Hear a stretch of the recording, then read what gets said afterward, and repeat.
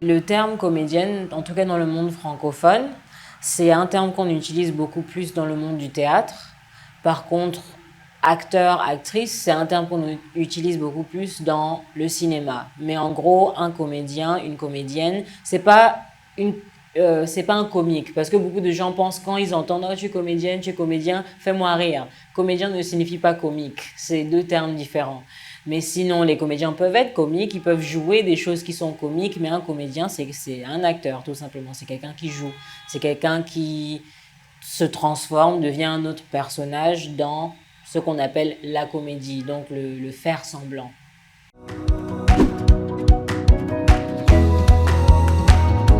Quand j'étais petite, je me voyais beaucoup au jeu de personnages, créer un monde, vivre dans ce monde. Je me parlais beaucoup à moi-même et je me parlais dans différents personnages. En fait, je créais ces scénarios, je jouais en fait, mais pour personne, juste pour moi-même. Donc, je ressentais déjà cet instinct naturel-là. Ensuite, après avoir fait mes études, maintenant pour arriver à comment j'ai commencé à travailler dans le cinéma et le théâtre. Bon, pendant mes études déjà, je voulais déjà me mettre à l'épreuve, donc j'ai fait ma première mise en scène et qui était également un monologue. Donc, juste pour expliquer, un monologue, c'est une pièce de théâtre. Bon, lorsqu'on parle d'une pièce qui s'appelle un monologue, c'est une pièce de théâtre qui est jouée avec une seule personne. Donc, j'ai écrit un court monologue de 10-15 minutes et je l'ai présenté dans une salle de spectacle qui faisait des soirées chaque vendredi, je crois. Mais je faisais toujours mes études pendant ce temps-là, mais je voulais me mettre à l'épreuve, non seulement juste à l'école avec les examens, etc., mais je voulais vraiment me mettre devant un public et voilà, et mettre mon écriture également à l'épreuve. Donc ma toute première pièce est partie comme ça, et ça s'est bien passé. J'ai aussi commencé à passer des castings, des auditions, après avoir terminé mes études. Donc j'ai mon début dans le cinéma, hormis des courts-métrages d'étudiants auxquels je participais pendant mes études. Bon, ça c'est quand même aussi le début de mon expérience cinématique parce que j'ai vu comment fonctionne un plateau. Mais au-delà de ça, après mes études, c'était à travers une publicité.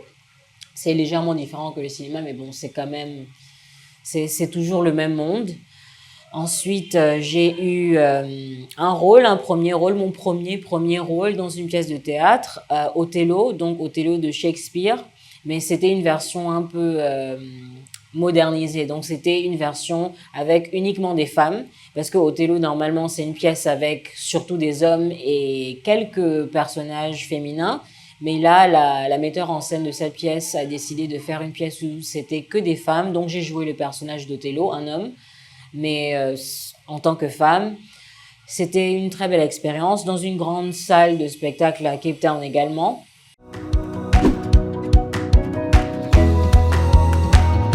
Ça m'a un peu montré ce que c'était de travailler dans un projet officiel de théâtre avec des répétitions professionnelles. C'était ma première expérience et je suis revenue au Gabon quelques années plus tard. Donc, je suis revenue au Gabon en 2020 et c'est à travers des scènes d'improvisation. Donc, ce sont des animations que l'Institut français au Gabon organise et j'ai assisté à une scène d'improvisation que ma cousine m'a dit. Je connais un homme de théâtre, Michel Dao, qui est vraiment celui qui m'a emmené dans le théâtre. Donc, je le remercie. Et je remercie ma cousine également.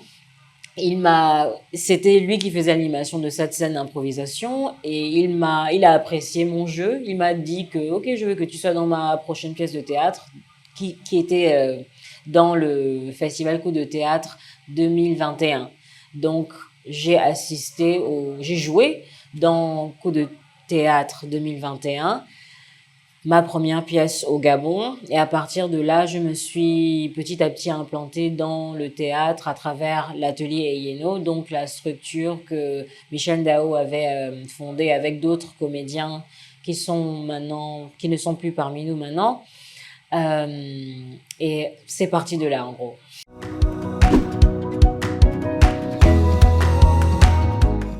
Je pense que le comédien est important pour deux raisons principales. La première raison, c'est en termes de divertissement, tout simplement. Parce que le comédien est celui qui joue dans les films et les séries et les petites vidéos que l'on suit pour nous évader. C'est pas le plombier qui joue dans ces choses, c'est pas l'avocat qui joue dans ces choses, c'est le comédien. Et s'il n'y a pas le comédien pour jouer dans ces choses, ben il n'y a pas ces petites choses qu'on utilise pour nous évader. Peu importe ce que tu fais dans la vie, que tu aies un travail très reconnu ou vu comme étant plus sérieux, même ces personnes-là prennent une pause à un moment donné et regardent une vidéo juste pour penser à autre chose. Donc le comédien a cette valeur-là. C'est celui qui nous aide à nous... C'est notre échappatoire, on peut dire. C'est le canal d'échappatoire, le comédien. Le canal d'échappatoire, pardon.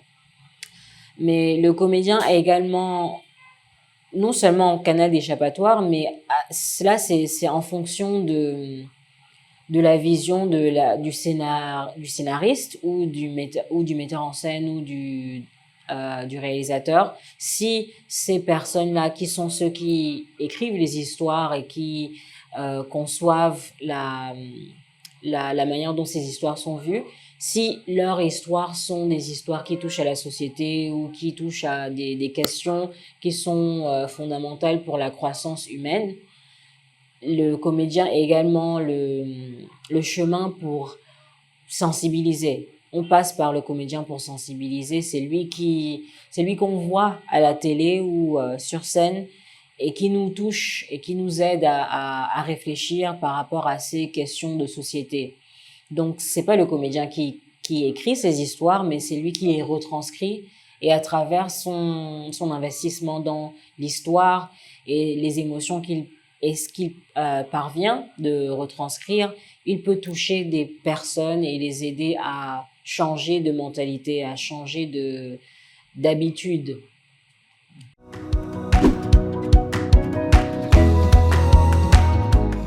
Le travail de la comédie m'a aidé à grandir quelque part dans mon corps. Parce que, comme je le disais tout à l'heure, être un comédien, c'est un travail à part entière qui demande une discipline.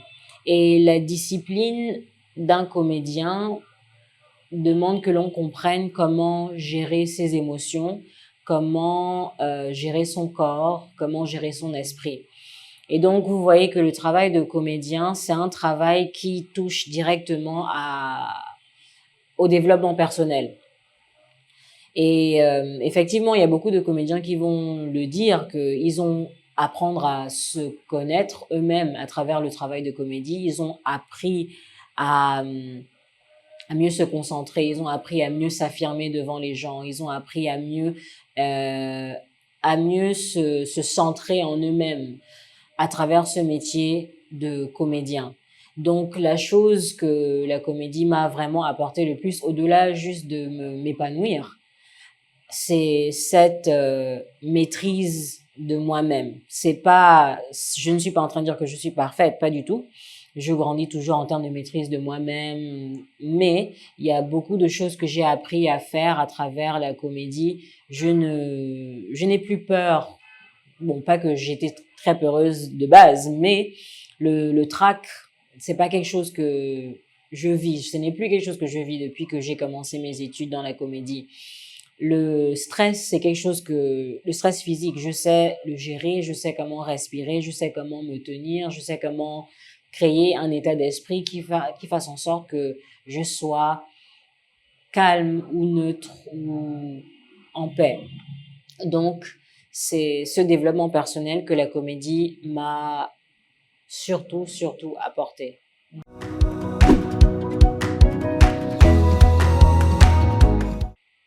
Bon, ce que je peux dire, c'est en fonction de ce que d'autres personnes m'ont dit. Donc, je veux pas qu'on pense que je prends la grosse tête. C'est selon ce que d'autres personnes me l'ont dit. Donc, je partage ce que d'autres personnes m'ont dit, de leur vision de moi en tant que comédienne.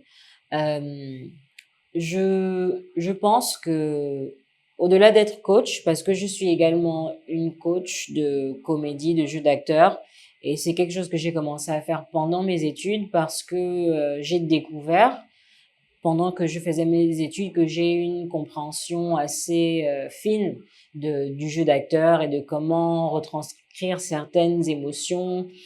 Et j'essayais de montrer à mes camarades de classe comment arriver à le faire parce que j'avais cette aise naturelle.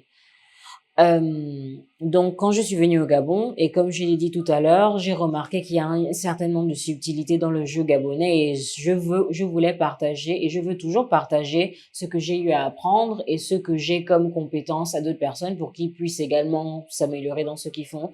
Donc, ça fait partie de ce que j'ai apporté et que j'essaye d'apporter au cinéma et au théâtre gabonais. Donc, de rendre les comédiens plus crédibles dans leur jeu, d'être beaucoup plus approfondis dans leur compréhension de ce qu'ils font, de leur art, plus sensibles dans leur art. Maintenant, au-delà de ça, il y a également l'aspect professionnel d'un comédien. Je reconnais que j'ai eu une éducation dans mes études qui était très disciplinée. Ils ont vraiment inculqué la discipline en nous, la discipline d'un comédien. Qu'un comédien, c'est pas juste quelqu'un qui se lève, qui porte des jeans et qui va tourner un film. C'est un artiste et cet artiste a une discipline. Il a des choses qu'il doit faire pour maintenir son instrument et il faut savoir comment vivre de telle sorte que ton instrument soit toujours aiguisé et que une fois que tu arrives sur le plateau ou en salle de répétition, tu sois efficace. Et donc cet aspect de la pratique professionnelle d'un comédien est quelque chose également que j'essaye de partager avec les comédiens que je connais et ceux que je ne connais pas également. Donc voilà un autre apport que je pense que j'ai pu apporter. Donc comme j'ai dit, il y a certaines personnes, différentes personnes qui ont remarqué ce professionnalisme et cette discipline que j'ai et ça influence positivement par la grâce de Dieu d'autres personnes dans leur manière de pratiquer leur art qui est également un travail qui est sérieux.